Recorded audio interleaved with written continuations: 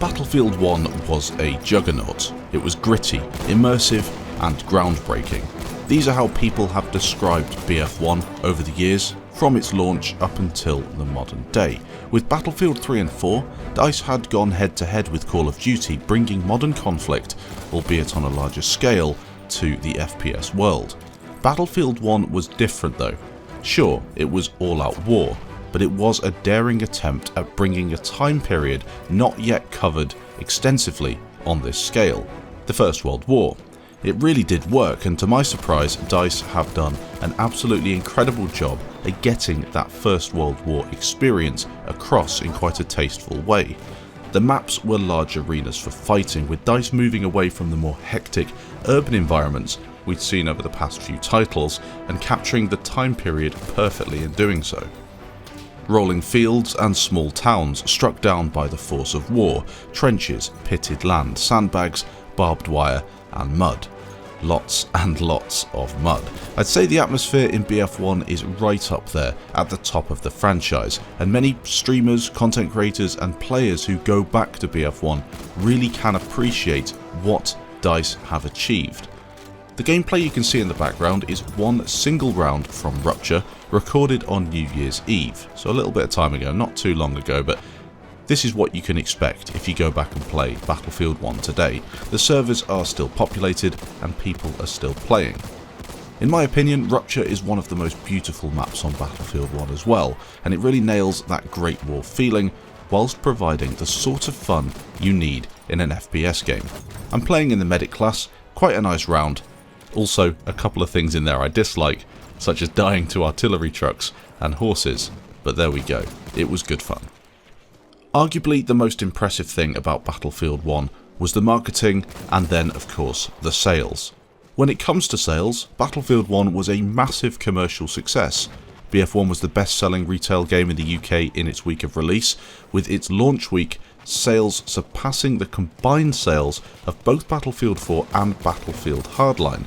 13.2 million players took part in the game's beta. It is reported that EA expected around 14 million sales in the first 12 months, and that of course has gone a lot higher since. The issue is that the sales of games recently aren't clearly reported, with the days of physical copies disappearing quickly. We have Origin Access pre-orders, physical copies, and then just your typical download.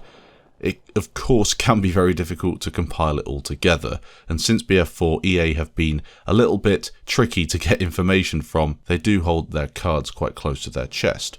Personally, I reckon BF1 sold around 25 million copies in total, but who actually knows? Some say 22 million, some say even more. Right now though, that is probably about right, considering the time these articles have been posted and how many people have bought it since. Either way, it's a massive success story. The Battlefield 1 trailer is still probably the most liked trailer on YouTube, with over 2 million likes and over 60 million views. This came at a similar time to when Call of Duty Infinite Warfare received a massive backlash and over 1 million dislikes on the trailer.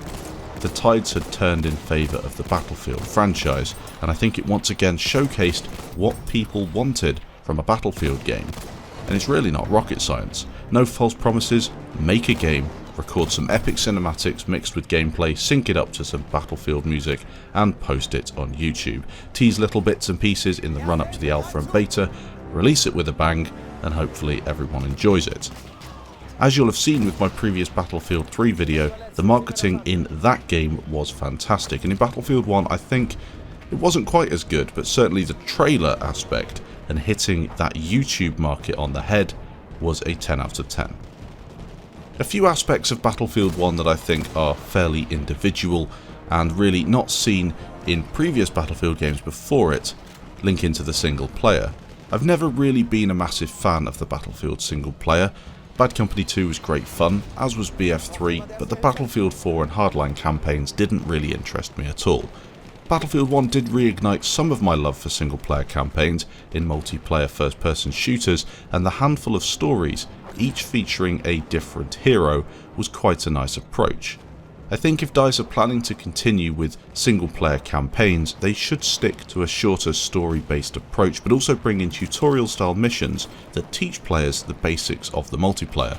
I feel as if BF1 really made it a little too easy during the campaign. Fetch quests and little things where you couldn't really die or you'd just end up mortaring a train, and that was the end of it.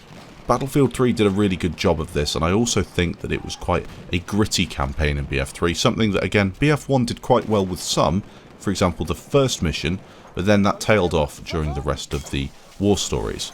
You can't really underestimate the importance of preparing those newer players for the multiplayer though, as they quite often start with the campaign, and it's a great opportunity to get them into the right line of thinking.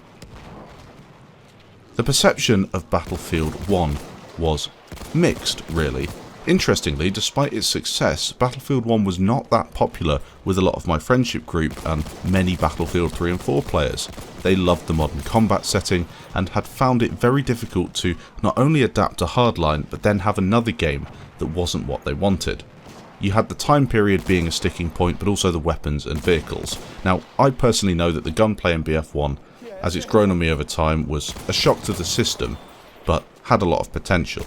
New mechanics like the sweet spot, sniper rifles, elite classes and bayonets, and especially those lock-on melee takedowns, caused a bit of frustration, but my main issue, and I think many other people's as well, was definitely the vehicles. They aren't that great in Battlefield 1 in my opinion, and maybe that's down to the limitations of the time period, but in my opinion it just is a bit too simple. People camp in tanks, they farm infantry and massive bombers, and don't often work together with infantry, or at least that was just my impression. BF5 has since released and makes the vehicles in Battlefield 1 look like a masterpiece, but when comparing the game to BF3 and 4, both Battlefield 1 and 5 don't really capture that vehicle gameplay. That's my opinion. Still far from what I'd call a bad experience, and overall I'd rate BF1 as a 7 or 8 out of 10. It's just that vehicle side of things could have done with a bit of an improvement. I'd also say that the way in which DICE brought female soldiers into Battlefield 1 was far more tasteful than in BF5. I'm not looking for a massive debate here, nor am I taking sides, but if a game is focusing on historical accuracy and you base it in the First World War or the Second World War, then that's almost a prerequisite. Make sure you at least try to give things a slightly realistic feel. The Russian DLC was a fantastic way to bring those different stories together, and I feel as if they got it right. The setting was right and the whole feel around it was pretty good. Battlefield 1 also brought in a lot of new players to the franchise alongside the growth of several prominent Battlefield creators such as Westy and the Broken Machine. They both grew very quickly through the release of BF1, and this new fan base have mostly replaced the players that left the franchise through Battlefield 3 and 4. Battlefield 5 came out, and judging by the game sales and active players, loads of those Battlefield 1 players have left as well, but it does show you what can happen with a successful marketing campaign and some fairly decent perception on launch. As I've done with the Battlefield 3 and 4 videos in this 2020 series, I'm going to give you a few bits of trivia connected to Battlefield 1. I think one of the most impressive aspects of Battlefield 1 is in the details, and some of this links to that. I will point you in the direction of Teabag Gaming though. I really do suggest you check out some of his details videos, they are very good. He hasn't made them on BF1 in a little while, but some of the details that he picks up are just superb. In order to simulate the physical strain experienced by their soldiers, voice actors recorded their lines whilst wearing weights and playing catch with cinder blocks. That is why you'll often hear with the voice lines in Battlefield 1 quite a gritty feel, and it's really quite special in my opinion. It's right up there with the Battlefield 3 voice lines. In Battlefield 1, players can get their weapons dirty if you go prone in the mud, a feature we got used to very quickly, but it's the little things like that that make the game special. This mud can then be cleaned off by going through water or standing in the rain. Killing a soldier via a headshot in Battlefield 1 can lead to the enemy's helmet flying off. And finally, the phonetic alphabet used to describe locations is noticeably different to the ones we've seen in previous Battlefield games, such as 3 and 4. This is because DICE used the Royal Navy spelling alphabet for Battlefield 1, giving the game a more natural, historical feel. The downloadable content in Battlefield 1 was very good in my opinion. We again had a premium system as opposed to the live service system we have in BF5. It was something that previous Battlefield games had excelled at. They Shall Not Pass, In the Name of the Tsar, Turning Tides and Apocalypse, all dropped with new factions, maps and locations, each bringing a different flavour of the Great War to the players.